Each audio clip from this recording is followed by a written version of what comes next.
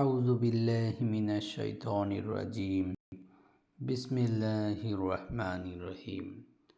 সূরা বাকারা থেকে 10টি আয়াত বাংলা অনুবাদ করার চেষ্টা করছি। বিসমিল্লাহির রহমানির রহিম।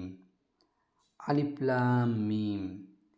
এই অক্ষরগুলো কোরআনের একটি মুজিজা, যার প্রকৃত অর্থ একমাত্র আল্লাহই জানেন। 2 নম্বর আয়াত, এই সেই কিতাব যাতে কোনো সন্দেহ নেই, মুত্তাকিদের জন্য হেদায়েত। 3 নম্বর আয়াত, গায়েবের প্রতি ঈমান আনে, সালাত কায়েম করে এবং আমি তাদেরকে যে রিজিক দিয়েছি তা থেকে ব্যয় করে। 4 নম্বর,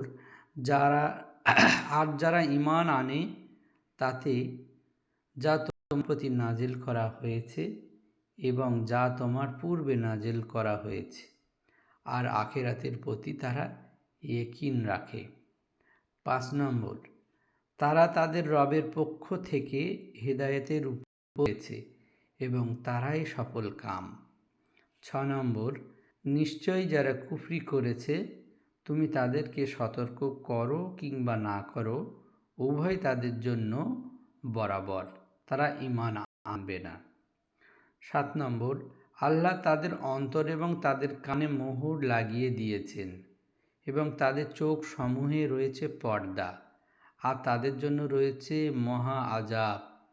8 নম্বর, আর মানুষের মধ্যে কিছু এমন আছে যারা বলে আমরা ঈমান এনেছি আল্লাহর প্রতি এবং শেষ দিনের প্রতি, অথচ তারা মুমিন নয়।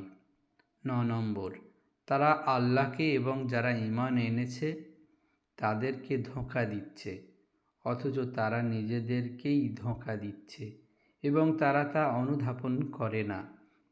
10 নম্বর, তাদের অন্তরসমূহে রয়েছে ব্যাধি, সুতরাং আল্লাহ তাদের ব্যাধি বাড়িয়ে দিয়েছেন, আর তাদের জন্য রয়েছে যন্ত্রণাদায়ক আযাব, কারণ তারা মিথ্যা বলতো।